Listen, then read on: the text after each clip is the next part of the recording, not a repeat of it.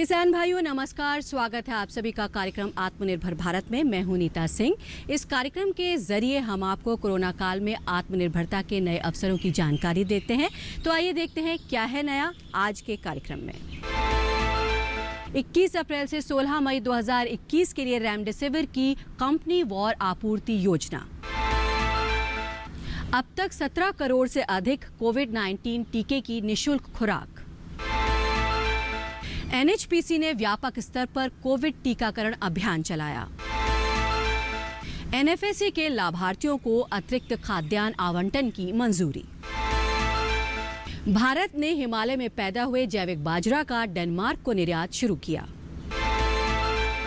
केरल ने जल जीवन मिशन के तहत अपनी वार्षिक कार्य योजना प्रस्तुत की। और आइए अब देखते हैं खबरें विस्तार से। 21 अप्रैल से 16 मई 2021 के लिए रेमडेसिविर की कंपनी वॉर योजना। आइए देखते हैं इस पर एक रिपोर्ट।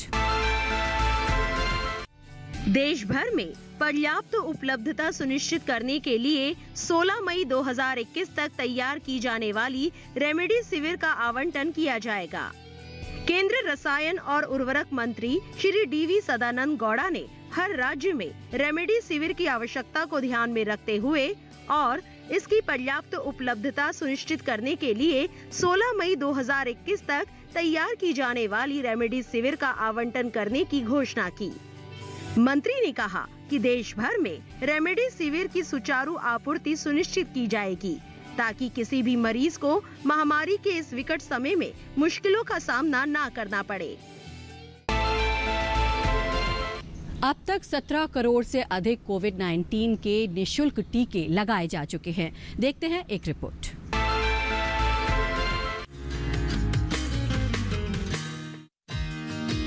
भारत सरकार राज्यों और केंद्र शासित प्रदेशों के सहयोग के साथ सरकार के सर्वांगीण दृष्टिकोण के माध्यम से कोविड-19 महामारी के खिलाफ लड़ाई का नेतृत्व कर रही है।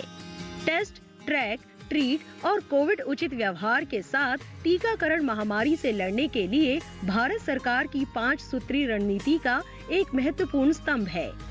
कोविड-19 टीकाकरण के तीसरे चरण की उदार और त्वरित रणनीति 1 मई 2021 से लागू की गई है। 28 अप्रैल से नए पात्र जनसंख्या समूहों के लिए पंजीकरण शुरू हो चुका है। संभावित लाभार्थी सीधा कोविन पोर्टल पर या आरोग्य सेतु ऐप के जरिए पंजीकरण करा सकते हैं। भारत सरकार ने अब तक राज्यों व केंद्र शासित प्रदेशों को 17 करोड़ 49 लाख से ज्यादा टीके की खुराक प्रदान की है।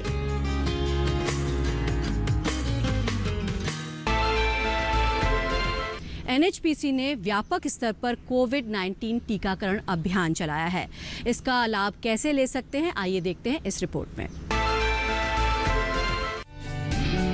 भारत सरकार के केंद्रीय राज्य मंत्री स्वतंत्र प्रभार, बिजली तथा मशीन एवं नवीकरणीय ऊर्जा तथा राज्य मंत्री कौशल विकास एवं उद्यमशीलता के निर्देशों के अनुसार एनएचपीसी लिमिटेड दिल्ली एनसीआर क्षेत्र में बिजली मंत्रालय के कर्मचारियों के लिए व्यापक स्तर पर कोविड टीकाकरण अभियान चला रही है।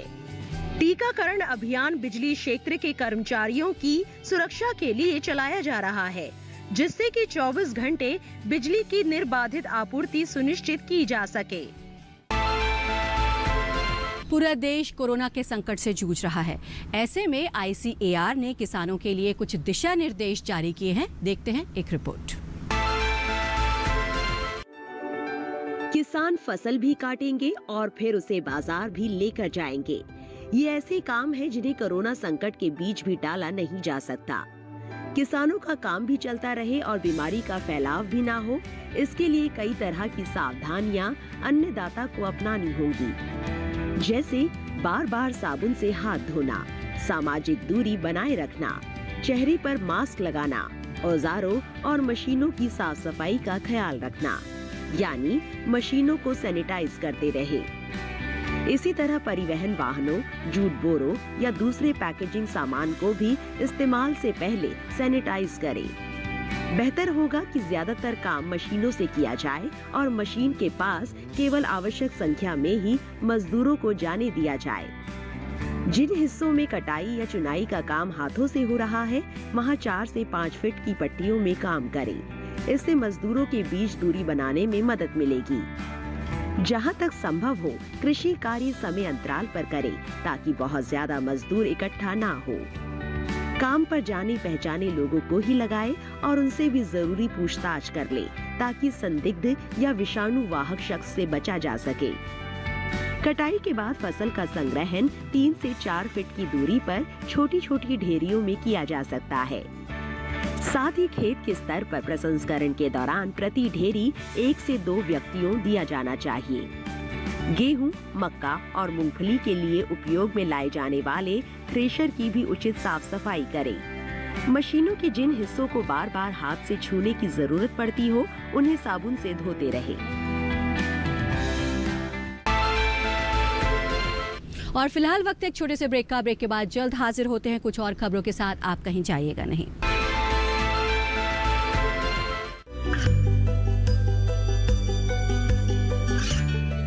गांवों और पिछड़े क्षेत्रों में सरकारी योजनाओं की जानकारी पहुंचा। देश में कौशल और क्षमता विकास कर ग्रामीणों को सामाजिक बदलाव और विकास से जोड़ने की दूरदर्शन किसान की पहल चौपाल चर्चा देखें सोमवार से शुक्रवार सुबह 9 बजे। खुशहाल होंगे खेत, पशु रहेंगे स्वस्थ, सरकारी स्कीम का होगा लाभ, जब एक्सपर्ट्स का मिलेगा साथ, आपके सवाल विशेषज्ञों के जवाब, सिर्फ एक फोन कॉल की दूरी पर। देखिए किसानों का अपना प्रोग्राम हेलो किसान, सोमवार से शुक्रवार शाम 6 बजे से सिर्फ दूरदर्शन किसान पर। ब्रेक के बाद एक बार फिर आप सभी का स्वागत है और आइए अब रुक करते हैं कुछ और खबरों का। देश से जैविक उत्पादों के निर्यात को बढ़ावा देने के लिए जैविक बाजरा की पहली खेप उत्तराखंड से डेनमार्क को निर्यात की जाएगी।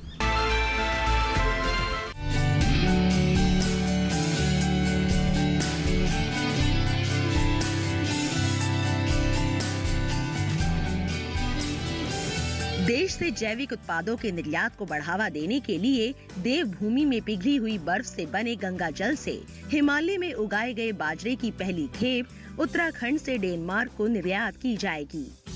एपीडा उत्तराखंड कृषि उत्पादन विपणन बोर्ड और एक निर्यातक के रूप में जस्ट ऑर्गेनिक उत्तराखंड के किसानों से रागी और झिंगोरा खरीदकर और उसे प्रसंस्कृत निर्यात करता है, जो यूरोपीय संघ के जैविक प्रमाणीकरण मानकों को पूरा करता है।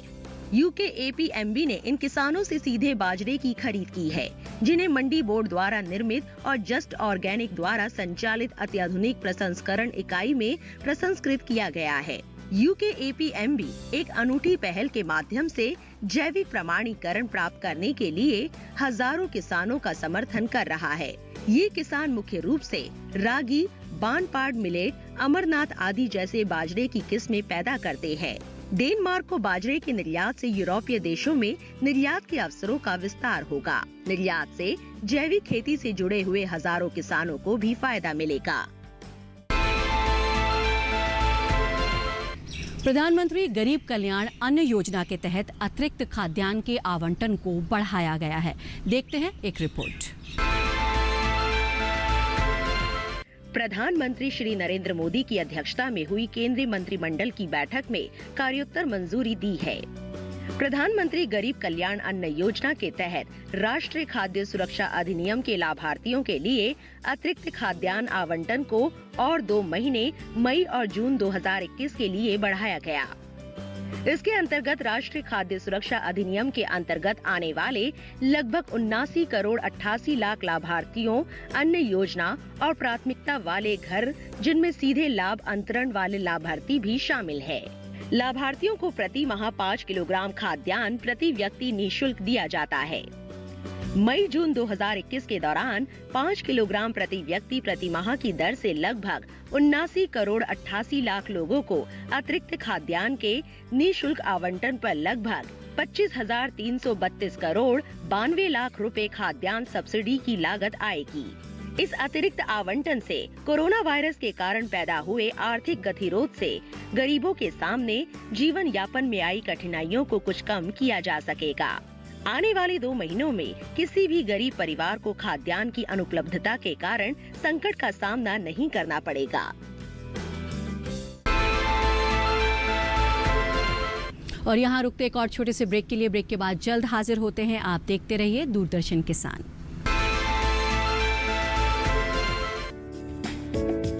ये कामयाबी है अन्नदाता की, ये कहानी है खेत और खलिहानों की। कैसे करें अपने पशुओं की देखभाल, जानिए गांव-गांव के किसानों का हाल। देखिए गांव किसान, सोमवार से शुक्रवार दोपहर 12 बजे सिर्फ डीडी किसान पर। ब्रेक के बाद एक बार फिर आप सभी का स्वागत है। रुक करते हैं कुछ और खबरों का। किसान भाइयों, अब हम आपको बताएंगे सोयाबीन की एक नई किस्म के बारे में। न सिर्फ इससे ज्यादा उत्पादन मिलेगा बल्कि कीटों से भी इसको कम नुकसान पहुंचता है। आइए देखते हैं इस किस्म के बारे में और क्या कुछ खासियत है इसमें।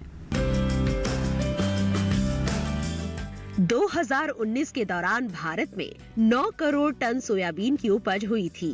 भारत दुनिया के प्रमुख सोयाबीन उत्पादक देशों में शामिल होने की कोशिश कर रहा है। ज्यादा उपज देने वाली MACS 1407 किस्म इस लक्ष्य को प्राप्त करने में मददगार हो सकती है। इसी दिशा में काम करते हुए पुणे स्थित आघारकर अनुसंधान संस्थान के वैज्ञानिकों ने भारतीय कृषि अनुसंधान परिषद के सहयोग से सोयाबीन की नई किस्म तैयार की है। आघारकर संस्थान भारत सरकार के विज्ञान एवं प्रौद्योगिकी विभाग के अंतर्गत एक स्वायत्त संस्थान है। वैज्ञानिकों ने MACS 1407 किस्म को तैयार करने में पारंपरिक क्रॉस ब्रीडिंग तकनीक का उपयोग किया है। ये किस्म 1 हेक्टेयर में 39 क्विंटल तक की पैदावार देने में सक्षम है। इसके अलावा ये गर्डल बीटल, लीफ माइनर, पत्ती लपेटक, तना छेदक, माहू, सफेद मक्खी और डिफोलिएटर जैसे कीट पतंगों से भी सुरक्षित है। इसका तना मोटा है और जमीन से 7 सेंटीमीटर ऊपर फली सम्मिलन होता है। इससे फली बिखरने की समस्या नहीं आती और मशीन से भी इसे आसानी से काटा जा सकता है। खास तौर से ये पूर्वोत्तर भारत की वर्षा आधारित परिस्थितियों के लिए भी उपयुक्त है। नई किस्म के लिए हुए अनुसंधान का नेतृत्व करने वाले ARI के वैज्ञानिक संतोष जयभाई का कहना है कि MACS 1407 ने सोयाबीन की अब तक की सबसे अच्छी किस्म की तुलना में 17% ज्यादा उपज दी है। इस किस्म की बुआई का सही समय 20 जून से 5 जुलाई के बीच है। यही वजह है कि ये मॉनसून की अनिश्चितताओं से भी बची रहती है। बुआई के 43 दिन बाद इस किस्म में 50% फूल निकल आते हैं। इसे परिपक्व होने में 104 दिन लगते हैं। इसमें सफेद रंग के फूल, पीले रंग के बीज और काले हालम होते हैं। इसके बीजों में 19.81% तेल की मात्रा और 41% प्रोटीन होती है। इसके अलावा इसमें अंकुरण क्षमता भी बहुत अच्छी है। इन तमाम विशेषताओं की वजह से ही इसे बीज उत्पादन और खेती के लिए कानूनी रूप से उपलब्ध कराया जा रहा है।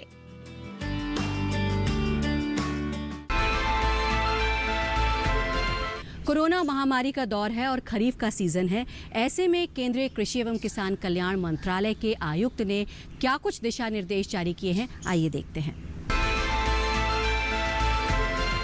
जैसा कि आप जानते हैं कि पूरे हमारे जो कृषि है वो 2 मुख्य सीज़न में जो है इसकी खेती होती है। एक हम लोग सीज़न जिसको रबी का सीज़न कहते हैं, दूसरा खरीफ का सीज़न कहते हैं। इन दोनों के बीच का भी एक सीज़न होता है जिसको समर सीज़न भी बोला जाता है।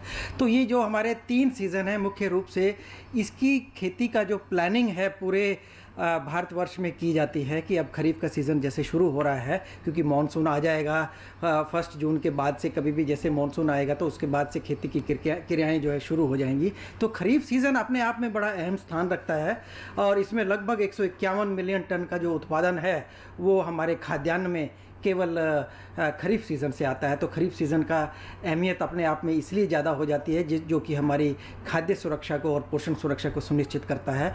और इसकी जो मुख्य फसलें जो इस सीज़न में आती हैं, जो आप देखेंगे, क्योंकि ये वर्षा आधारित खेती होती है, इसमें जहाँ पर पानी है और जल है वहाँ पर तो जो है राइस की खेती होती है, चावल की खेती हो रही है। लेकिन इसके अलावा जो बहुत सारे ऐसे क्षेत्र हैं जहाँ पर केवल वर्षा आधारित खेती होती है, जहाँ पानी की कमी है, जो वर्षा का आधारित जल है उसी को प्रयोग करते हैं, या जो सीमित साधन होते हैं जल के, तो उसके वहाँ पर उस क्षेत्रों में जो है पल्सिस जो है, जिसमें दालों की खेती और तिलहनी फसलों की खेती और साथ साथ जो न्यूट्री सीरियल है, जिनको हम ये कहेंगे कि मोटे अनाज कुछ हैं जिनमें कम पानी की आवश्यकता पड़ती है, उनको जो है उसमें प्रोत्साहित किया जाता है। तो एक रूप से जो ये खरीफ वर्कशॉप है, इसमें हम लोग जितनी भी हमारी ये फसलें हैं इनका एक क्रॉप प्लान डिसाइड किया जाता है और एक एक्शन प्लान डिसाइड किया जाता है कि जो हमने लक्ष्य निर्धारित करे हैं उन लक्ष्यों को जो है राज्य सरकारें कैसे प्राप्त करेंगी। तो लक्ष्यों को प्राप्त करने के लिए सबसे जो इम्पोर्टेंट और अहम मुद्दा आता है कि हम नई तकनीक को कैसे प्रयोग करें, कि नई तकनीक जो है वो किसानों तक पहुँचे। लेकिन नई तकनीक के साथ साथ जो साथ में अहम स्थान रखता है वो होता है हमारा इनपुट सिस्टम। हम लोग इनपुट को जो है एक तरह का एश्योर करते हैं, जो हमारे आदान है, चाहे वो बीज है, चाहे खाद है, चाहे वो जितने भी पेस्टिसाइड है, साथ साथ में मशीनरी को भी हम लोग जो है आदान में मान करके चलते हैं। इन सभी आदानों को सुनिश्चित करें कि ब्लॉक लेवल पर, गांव के स्तर पर जो है वो सभी जगह पर पहुंचे और उनकी उपलब्धता को सुनिश्चित किया जाए। तो इस प्रकार की जो प्लानिंग है, हम राज्य सरकारों से मिल करके, बैठ करके इस खरीफ वर्कशॉप में हम लोग चर्चा करते हैं और जितने भी जो हमारे एक्शन प्लान है उसको आगे तक ले जाते हैं। और जैसे कि मैं अभी बता रहा था, जो हमारे आदान है उनको सुनिश्चित किया जाता है और राज्य सरकारों के पास अगर कोई भी समस्या है तो वो अपनी समस्याओं को इस समय बताते हैं। जैसे कुछ राज्यों ने कुछ मुद्दा उठाया कि हमारे पास जो है एक तरह से मैं ये कहूँगा कि जितने भी हमारे उर्वरक हैं कहीं वो कमी पेशी महसूस कर रहे थे, तो उसको हम लोगों ने मिनिस्ट्री ऑफ केमिकल और फर्टिलाइजर से मिल करके उसका समस्या का निदान जो है वहीं साथ साथ कर दिया। कुछ राज्यों को जैसे बीज की उपलब्धता की कमी आ रही थी, जहाँ कहीं सोयाबीन की बात थी और मक्के की बीज की कमी की बात आ रही थी, तो उसको भी कमी पूर्ति करने के लिए जो है साधन और जो उपाय हैं वो जो है हम लोगों ने उसमें सुझाव दिए। तो आज हम लोगों ने 28 राज्यों और जितने भी हमारे यूनियन टेरिटरीज़ हैं उनके साथ हम लोगों ने मिल करके चर्चा की और जितने भी उनकी तरफ से जो फीडबैक आया उनको सॉल्यूशन जो है वहीं पर प्रोवाइड किया गया। वहाँ पर सीनियर अधिकारी जितने भी थे उन लोगों ने पार्टिसिपेट किया और पिछले वर्ष जो हमारा उत्पादन हुआ था वो 303 मिलियन टन का था। और इस तरह की परिस्थितियों को देखते हुए, क्योंकि जो अभी IMD का भी एक आकलन आया है कि मौसम कैसा रहेगा मॉनसून के सीज़न में, तो मॉनसून का जो सीज़न है वो इस बार अच्छा रहने वाला है। और मौसम विभाग ने जो इसका आकलन किया है, करीब 98%, 98% जो लॉन्ग पीरियड एवरेज है उसके बेस पर वर्षा होने वाली है। और इस वर्षा का जो डिस्ट्रीब्यूशन है वो भी लगभग जो है सामान्य रहेगा पूरे भारतवर्ष में। और इस परिस्थिति का हमें भरपूर फ़ायदा उठाना चाहिए, ये मैसेज हम लोगों ने आज राज्य सरकारों को दिया है। और इस स्थिति का फ़ायदा उठाते हुए हमें जो हमारा जो मैं एक ये कहूँगा कि जो फूड बास्केट है पूरे देश की, उस बास्केट में जो है पूरा भरपूर योगदान रहे और उसका लाभ लें, जिससे कि उत्पादन बढ़े, उत्पादकता बढ़े और देश में खुशहाली रहे। केरल ने जल जीवन मिशन के तहत अपनी वार्षिक कार्य योजना प्रस्तुत की। इस कार्य योजना में क्या कुछ कहा गया है, आइए देखते हैं। केरल ने जल जीवन मिशन की योजना और कार्यान्वयन पर वार्षिक कार्य योजना प्रस्तुत की। वीडियो कॉन्फ्रेंसिंग के माध्यम से केरल राज्य के अधिकारियों ने राष्ट्रीय समिति के सामने वित्तीय वर्ष 2021-22 के रोड मैप को रखा। केरल में 67,15,000 ग्रामीण परिवार है। इनमें से लगभग 21,55,000 परिवारों के पास घरेलू नल जल आपूर्ति है। 2020-21 में लगभग 4 लाख कनेक्शन प्रदान किए गए थे। वहीं 2021-22 में राज्य की योजना लगभग 30 लाख नए कनेक्शन प्रदान करने की है। राज्य की योजना 2024 तक हर घर जल के लक्ष्य को हासिल करने की है। जल जीवन मिशन केंद्र सरकार का एक महत्वाकांक्षी कार्यक्रम है, जिसका लक्ष्य 2024 तक सभी ग्रामीण परिवारों को पाइप के माध्यम से पेयजल उपलब्ध करवाना है। किसान भाइयों, अब आपको दिखाते हैं कृषि में उत्कृष्ट योगदान के लिए पद्मश्री पुरस्कार से सम्मानित एक किसान की दास्तान।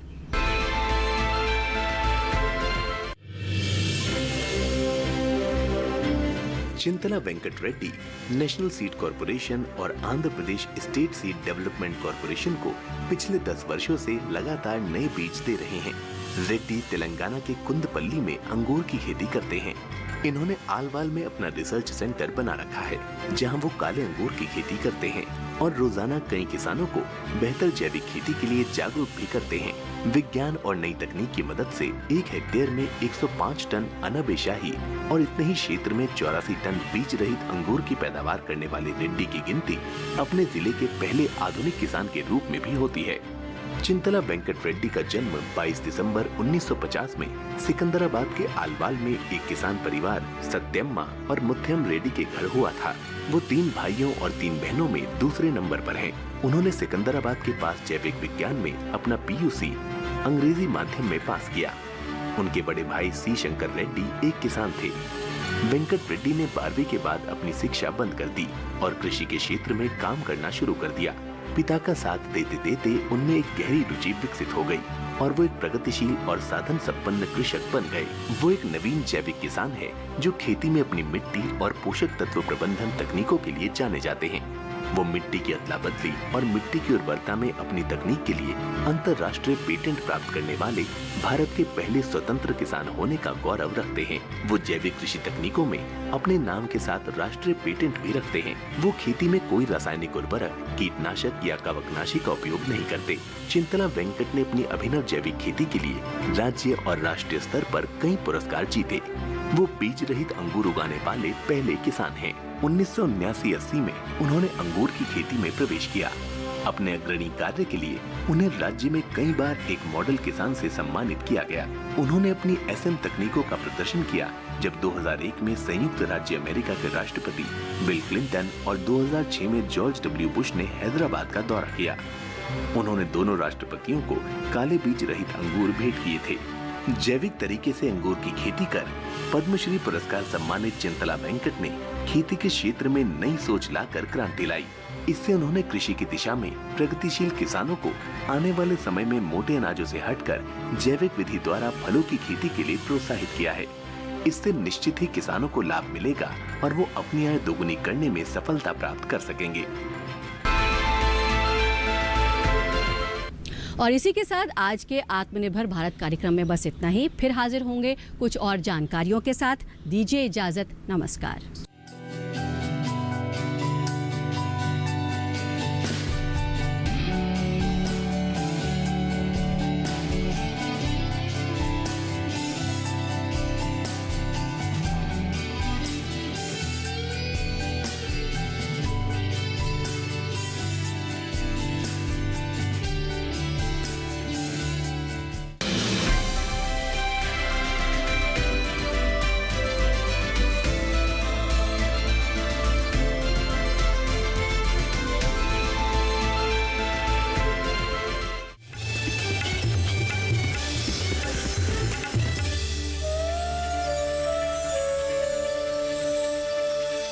सरकार किसानों की भलाई के लिए बहुत सारी योजनाएं लेकर आई है। सरकार चिंतित है।